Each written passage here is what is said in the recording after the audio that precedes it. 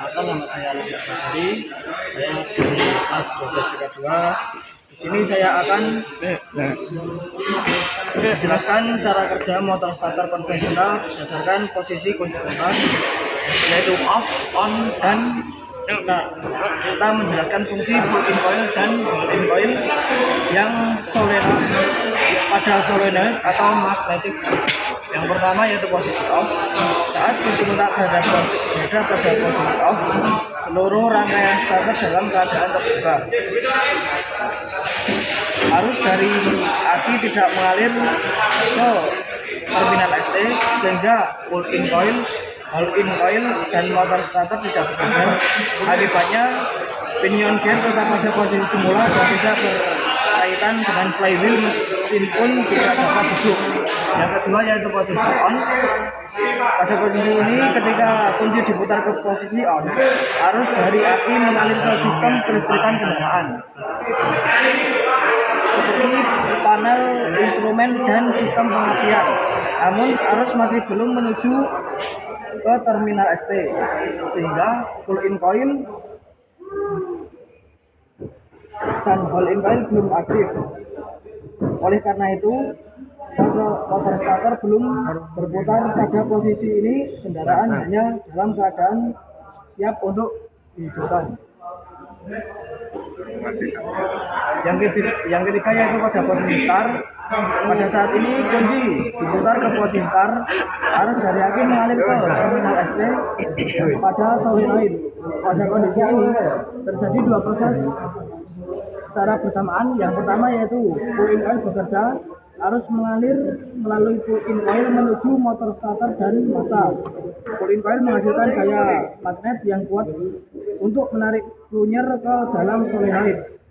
Saat plunger ke dalam solenoid, saat plunger tertarik, tuas pendorong menggeser pinion gear hingga berkaitan dengan flywheel.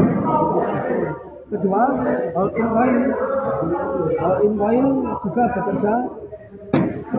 Hold-in coil juga bekerja. Arus mengalir melalui hold-in coil langsung ke massa. Hold-in coil membantu mempertahankan plunger agar tetap tertarik sehingga pinion gear tetap berkaitan dengan flywheel selama proses starter berlangsung. Setelah itu, plunger tertarik penuh, kontak utama di dalam solenoid menutup. Arus besar dari aki langsung mengalir ke motor starter sehingga motor starter berputar dengan tenaga penuh. Putaran pono diteruskan ke pinion gear, kemudian ke flywheel sehingga poros engkel berputar dan mesin mulai hidup. Pada saat kontak utama sudah menutup, kedua ujung pull-in coil memiliki tegangan yang sama, yaitu tegangan positif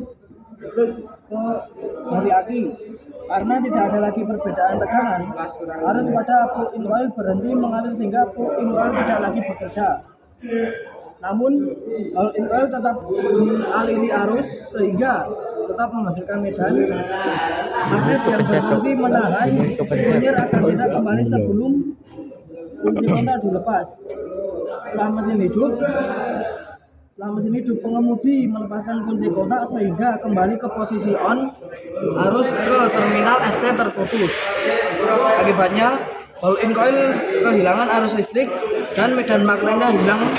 Tegas pengembali mendorong plunger kembali ke posisi semula. Pinion gear terlepas dari flywheel, kontak utama terbuka, arus ke motor starter terputus, dan motor starter berhenti bekerja. Mesin tetap hidup karena sistem pengapian dan sistem bahan bakar masih bekerja.